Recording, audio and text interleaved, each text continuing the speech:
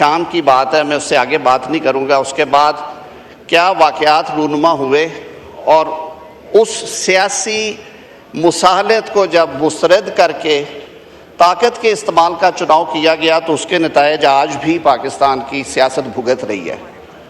سر اگر بات کریں نا مل بیٹھ کے کرنے کی تو پھر ہمیں یہ اتھارٹی ہونی چاہیے کہ جو باتیں آپ کے نمائندگان طے کرتے ہیں وہ باتیں ہی فائنل ہو. پھر فرد واحد کو فستائیت کی طرح ویٹو بھی نہیں کرنا چاہیے سر. پھر جو کلیکٹیو وزڈم ہے اس پہ ساروں کو کھڑا ہونا چاہیے. آج شاید پاکستان کا سیاسی نقشہ مختلف ہوتا، یہ بات آف دا ریکارڈ جب آپ کے دوستوں سے بیٹھتے ہیں وہ بھی مانتے ہیں، لیکن ہمیں انفارچونیٹلی فلور کے اوپر یا پبلکلی یہ باتیں تسلیم کرنے کی عادت ہی نہیں رہی، ہم نے چھوڑ دی ہے.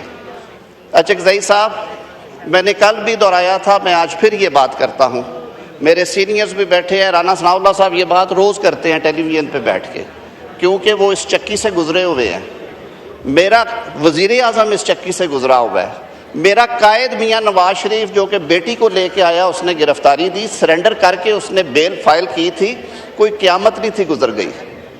سیاستدانوں کو پہلی دفعہ سزا نہیں ہوئی، نہیں ہونی چاہیے، یہ انفارچونیٹ ہے. لیکن ایک لیگل کورس بھی ہم کہاں جائیں، کیا کریں، کس طرف آئیں؟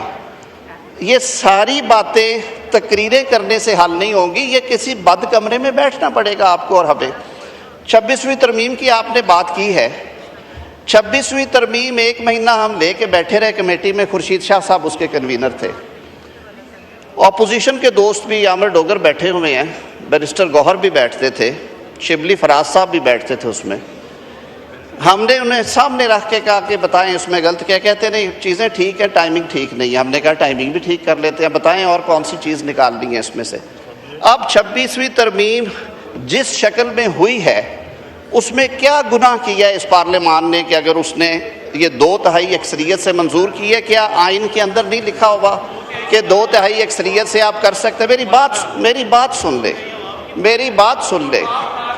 ہوا کیا ہے کہ جو پارلیمان کو ہوا کیا ہے 26ویں ترمیم میں کہ ججز اپوائنٹمنٹ جو کہ ایک ججز کلب بن گیا ہوا تھا اس کو اور مضبوط کیا ہے. پارلیمان کی نمائندگی دی گئی ہے، 2 ممبر اپوزیشن کے ڈالے گئے ہیں، 2 ممبر ہی گورنمنٹ کے ڈالے گئے ہیں. 2 ہی اراکین آپ کے بیٹھتے ہیں، 2 ادھر سے بیٹھتے ہیں.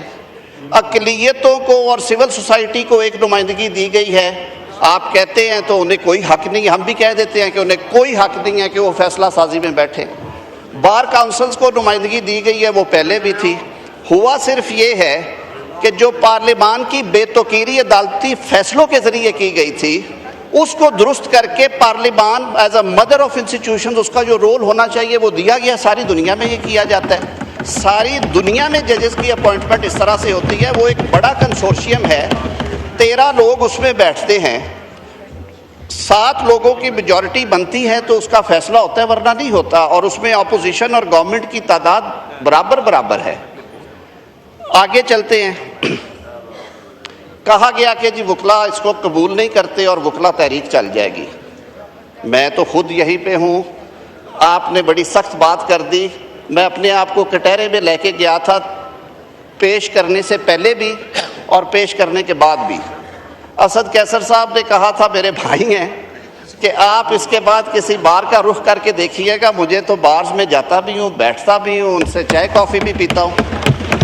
بارز کو مضبوط کیا گیا ہے، ان کی نمائندگی جو ہے وہ آئینی طور پہ تسلیم کی گئی ہے. کلیکٹیو وزڈم کے ساتھ بیٹھ کے آپ فیصلے کرتے ہیں. آج جو بیک لاگ تھا پچھلے سال کی نسبت سر وہ نیچے آیا ہے.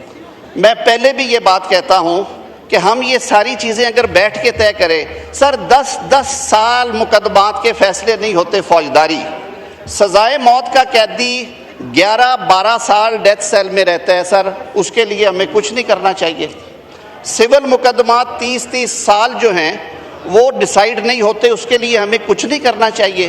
ہم نے کیا کہا ہے کہ جو سیاسی تھکٹ ہے، جو پولیٹیکل کیسز ہیں، جن کے سیاسی اینگلز ہیں، جو آئین سے جڑے ہوئے سوالات ہیں، جو یوں کہہ لیجئے کہ اس لیول کے کیسز ہیں جو غریب آدمی کا کیس نہیں ہے، وہ کانسٹیٹیوشنل ڈویژن جو اس کی ہے وہ سن لے، باقی کیسز جو سول اور فوجداری ہیں وہ روٹین کے مطابق چلتے رہے۔ اور ہوا کیا، آئینی بینچ بنا، اس کے تمام ججز صبح 9 سے 11 بجے تک اپنا ریگولر کام کرتے ہیں، 11:30 بریک کے بعد جو 184(3) کے یا جسے ہم پولیٹیکل کیسز کہتے ہیں وہ ان میں بیٹھتے ہیں، وہ ڈے ٹو ڈے ہیئرنگز کرتے ہیں، باقی کورٹ چلتی رہتی ہے۔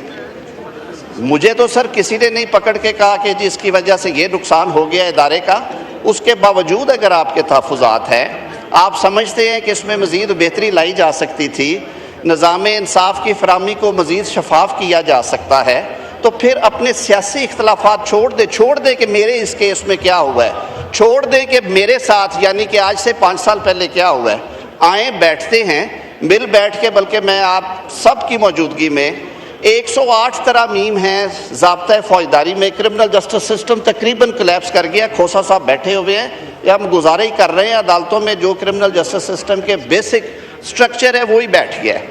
جب 8 سال میجسٹیریل ٹرائل کے کنکلوژن کا چانس ختم ہو گیا، سیشن ٹرائل 6 سال چلتے ہیں۔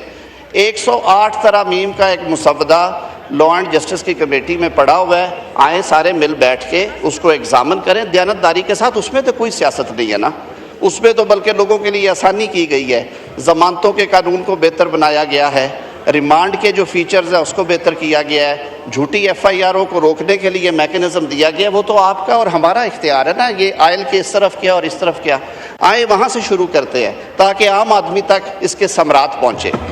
ہم پہلے بھی تیار تھے، وزیر اعظم پاکستان کی ہدایت کے مطابق ہم آج بھی تیار ہیں، لیکن سر ماحول کی اس گرمی میں نے کل بھی عرض کیا تھا، ڈاکومنٹس پھاڑنے سے مسئلے حل نہیں ہوتے، سیاستدان کی تربیت ہی ڈائیلاگ ہے، آئیں اس ڈائیلاگ کے لیے بیٹھے، سر جوڑ کے بیٹھے، کوئی نہ کوئی رستہ نکل آئے گا، جہاں پہ نیت اچھی ہو وہاں پہ رستے نکل آتے ہیں۔ بہت شکریہ۔